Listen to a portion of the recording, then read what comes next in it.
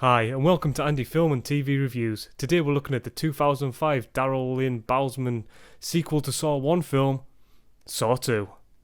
Saw 2, like Saw 1, has a main game going on, this time involving a lot more people, each who have been tasked with a very difficult way of surviving the ordeal. Simply walk out the door in 3 hours when the door opens, but the poison that you're breathing in will kill you in 2. All the players being linked, not only having previous wayward activities, but also through Detective Matthews, who is a real target of the film, is pretty cool.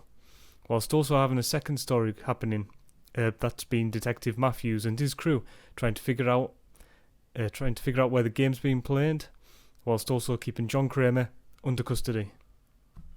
One of the things that makes this film so good, again, is the complex nature of the tasks and puzzles with deadly consequences for failure.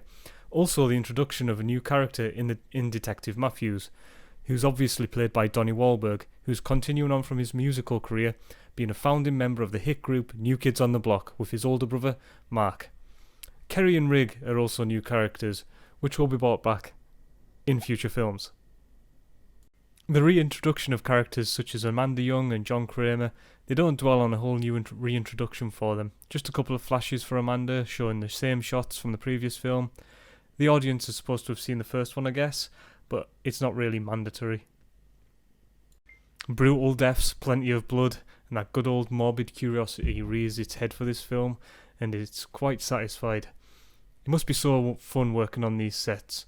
Oh look, I'm dead. One main issue with the film is when the SWAT team is storming Kramer's den. They're not all saying hut, hut, hut, hut from the accurate portrayal of the SWAT team in Blues Brothers. Instead they're saying go, go, go, go, go, go. I mean, what? Isn't this meant to be realistic?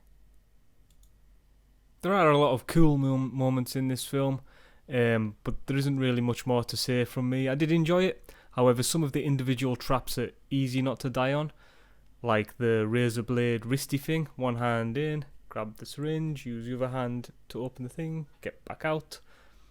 Or the fire one, just make sure it's turned right the hell off before you even consider going inside of it. Turn all the valves off, dude. It's certainly not the best film in the franchise, I'll admit. Clocking in at an hour and a half.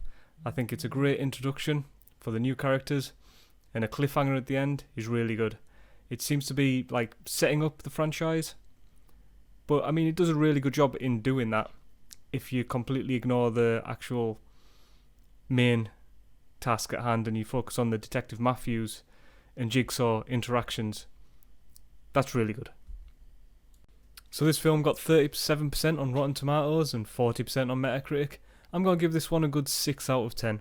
It's a great introduction to new characters who we will meet again and again going forward in the franchise.